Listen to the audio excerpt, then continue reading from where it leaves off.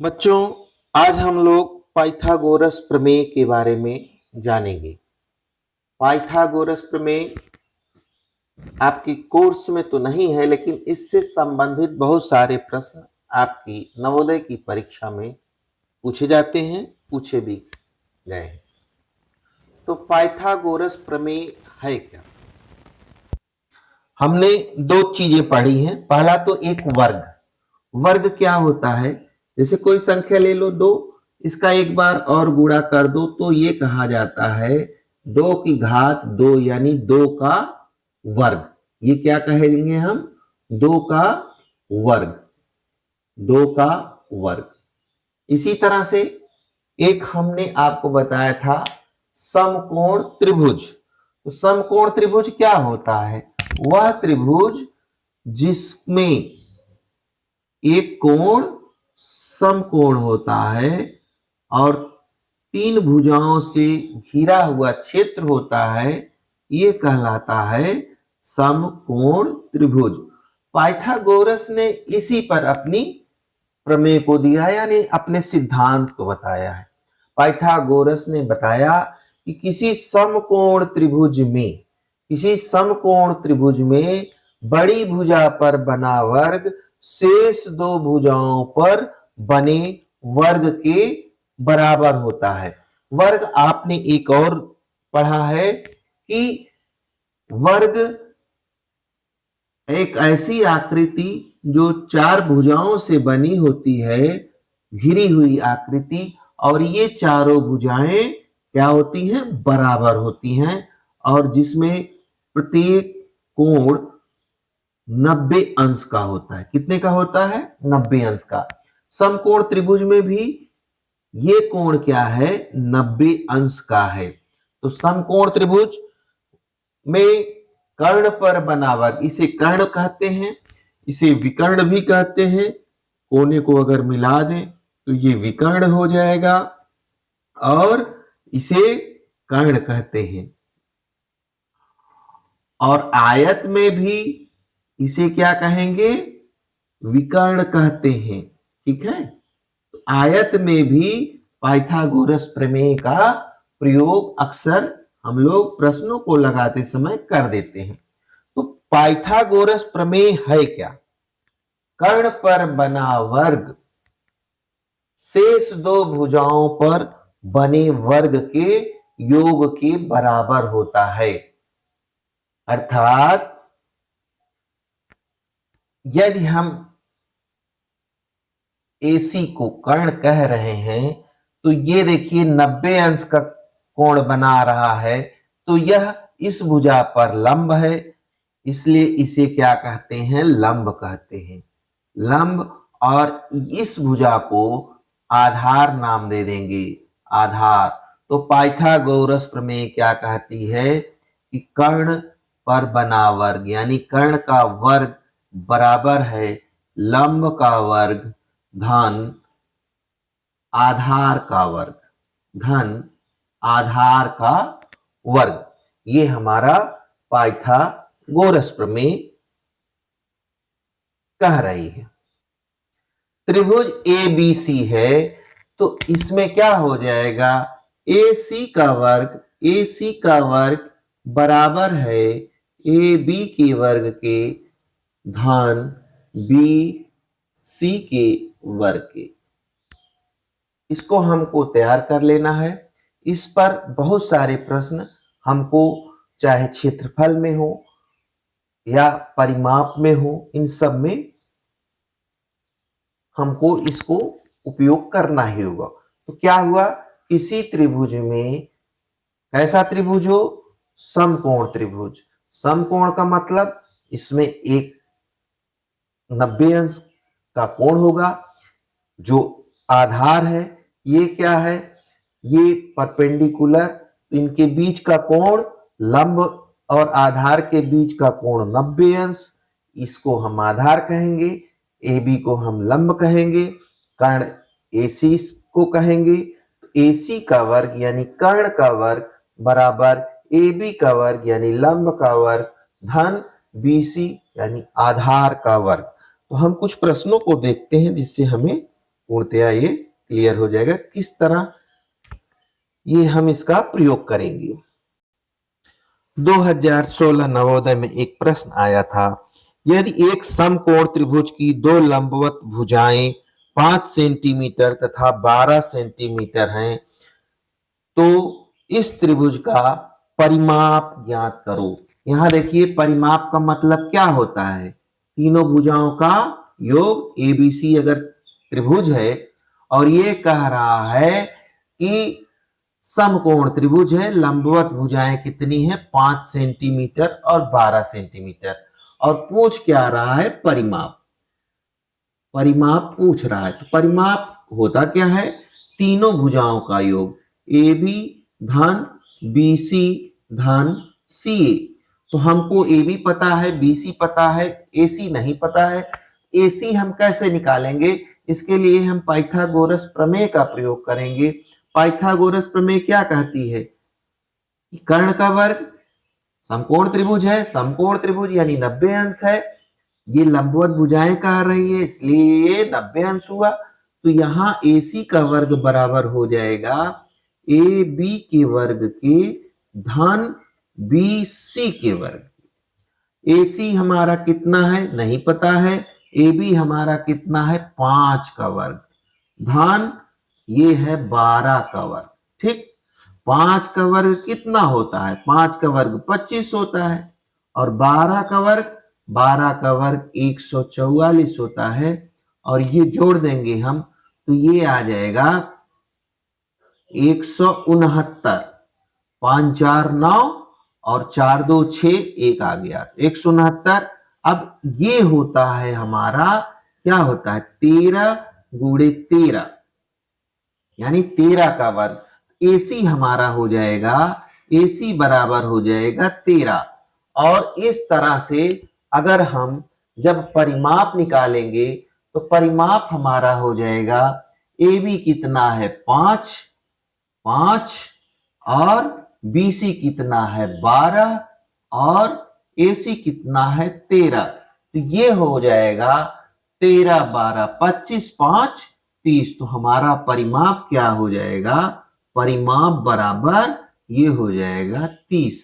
तो ये क्वेश्चन 2016 में नवोदय की परीक्षा में पूछा गया है। ठीक, ये ध्यान दीजिए पाइथागोरस में फिर से कर्ण पर बना वर्ग शेष दो भुजाओं पर बने वर्ग के योग के बराबर होता है। शेष दो भुजाएं जो एक दूसरे के लंबवत होती हैं, परपेंडिकुलर होती हैं, यानी बीच में उनके 90 अंश का कोण बनता है। 2016 में ही प्रश्न आया था, आकृति में दिए गए आयत, ये जो आयत है इसमें AB की लंबाई कितनी है, नहीं ये जो है यहां ये B है, ABC और ये D है, तो AB की लंबाई पूछ रहा है कितनी है, और दिया क्या क्या है, AC की लंबाई 10 सेंटीमीटर और AD की लंबाई 6 सेंटीमीटर। तो हम जो कि जानते हैं आयत क्या होता है, ये सभी 90 अंश होते हैं, यानी एक दूसरे के परपेंडिकुलर होते हैं, लंबवत होते हैं। और यहां हम पाइथागोरस का प्रमेय करेंगे। पाइथागोरस का प्रमेय करके क्या करेंगे, ये भुजा ज्ञात करेंगे, जो कि AC स्क्वायर बराबर AD square plus BC square. अब चूंकि आयत है, आमने सामने की भुजाएं बराबर होती हैं, तो DC बराबर हो जाएगा AB के, और हमें उत्तर प्राप्त हो जाएगा। यहां पूछा क्या है, AB पूछा है, और दिया क्या है, AC दिया है और AD दिया है।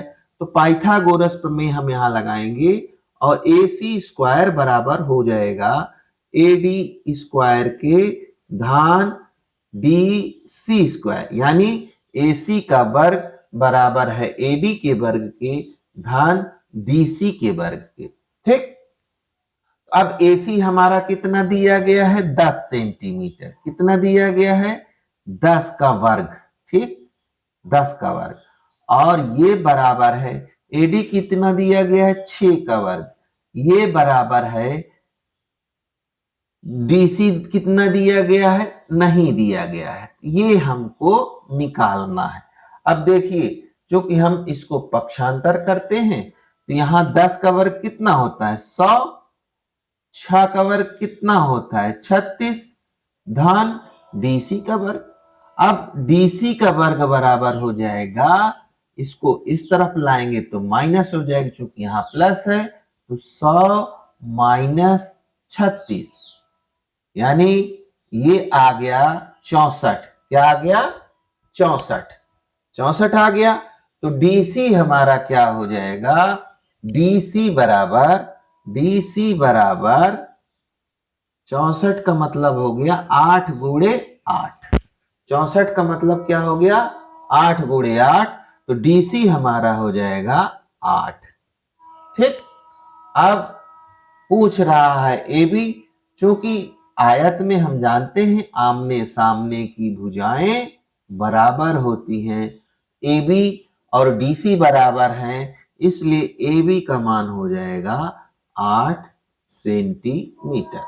ठीक, दूसरा कोई प्रश्न देखा जाए। प्रश्न दिया है, यह भी आ चुका है परीक्षा में, नवोदय में। एक आयत की लंबाई इसकी चौड़ाई से दुगनी है। एक आयत है, मान लीजिए ए बी सी डी, इसकी जो लंबाई है ये चौड़ाई से दुगनी है यदि इसके विकर्ण की लंबाई 10 अंडर रूट 5 सेंटीमीटर हो तो आयत का परिमाप, जैसे ये क्या दिया है एसी कितना 10 रूट 5, ये है क्या विकर्ण, इसे क्या कहेंगे विकर्ण कहेंगे। ठीक, तो त्रिभुज देखिए ये आयत है, अब पूछ क्या रहा है, इसका परिमाप पूछ रहा है। परिमाप क्या होता है, परिमाप होता है चारों भुजाओं का योग। आयत है, एक भुजा पता लग गई तो आमने सामने की भुजा भी बराबर होती है, ये भी बराबर होती है। तो हमको दिया क्या है कि लंबाई चौड़ाई की दुगनी है, इसके अलावा कुछ नहीं दिया। अब हम यहां मान लेते हैं, क्या मान लेते हैं, मान लीजिए कि इसकी चौड़ाई कितनी है x, और जब चौड़ाई x है और कह रहा है कि इसकी लंबाई चौड़ाई की दुगनी है, तो लंबाई कितनी हो गई 2x, लंबाई कितनी हो गई 2x। अब हमने पढ़ा है इसमें, ये देखिए 90 अंश है, तो समकोण त्रिभुज में कर्ण पर बना वर्ग शेष दो भुजाओं पर बने वर्गों के योग के बराबर होता है। तो ये क्या हो जाएगा, ये हो जाएगा x का वर्ग धन 2x का वर्ग, 2x का वर्ग बराबर क्या हो जाएगा AC के वर्ग के, AC के वर्ग के। x का वर्ग x स्क्वायर धन 2x का वर्ग क्या हो जाएगा 2 दूना 4x स्क्वायर, और AC कितना है 10 रूट 5, 10 रूट 5 का वर्ग हम करेंगे तो ये हमारा क्या हो जाएगा, देखिए ये 4 एक 5x स्क्वायर हो जाएगा, 5x स्क्वायर हो जाएगा, ये बराबर हो जाएगा 10 का वर्ग क्या हो जाएगा 10 धाम 100 गुणे अंडर रूट 5 का वर्ग क्या हो जाएगा 5, यानी हमारा 5x स्क्वायर जो होगा ये बराबर हो जाएगा 500 के। तो x स्क्वायर हमारा क्या हो जाएगा, x स्क्वायर हमारा हो जाएगा 500/5 बराबर आएगा 100, और ये हो जाएगा 10 की घात 2, और फिर x का मान हमारा क्या आ गया, x का मान आ गया 10। ठीक, अब देखिए जब हमारा x का मान 10 आ गया मतलब कि आयत की चौड़ाई कितनी हो गई? 10 सेंटीमीटर। तो इसकी लंबाई कितनी हो गई? चौड़ाई का दुगुना ही लंबाई है, इसका मतलब ये हो गया हमारा 20। 10 का दुगुना 20। और फिर हम परिमाप पूछा है, तो परिमाप चारों भुजाओं का योग होता है, तो ये हो जाएगा हमारा 2 गुणे लंबाई धन चौड़ाई। ठीक, तो ये हमारा आ जाएगा 2, लंबाई कितनी है? 20 आया है। ठीक, 20 धन चौड़ाई कितनी है? 10। तो ये आ गया 20 धन 10 30, और 30 दूनी 60। तो हमारा परिमाप जो आ गया ये हमारा 60 हो जाएगा। ठीक, इस तरह के प्रश्न आपको देखने को मिलेंगे, इसका पहले से ही अभ्यास कर लिया जाए। पाइथागोरस प्रमेय फिर से ध्यान दीजिए। कर्ण पर बना वर्ग या कोई भी समकोण की आकृति है, चाहे वर्ग में हो, चाहे आयत में हो, चाहे त्रिभुज में हो, अगर हमको देखना है कि पाइथागोरस प्रमेय लगाने से हमारी समस्या हल हो रही है, तो हमको तुरंत वहां उसको लगा देना है। और पाइथागोरस प्रमेय क्या कहता है कि कर्ण पर बना वर्ग लंब पर बने वर्ग धन आधार पर बने वर्ग के योग के बराबर होता है। ठीक है, इसको तैयार कर लो भाई। हाँ,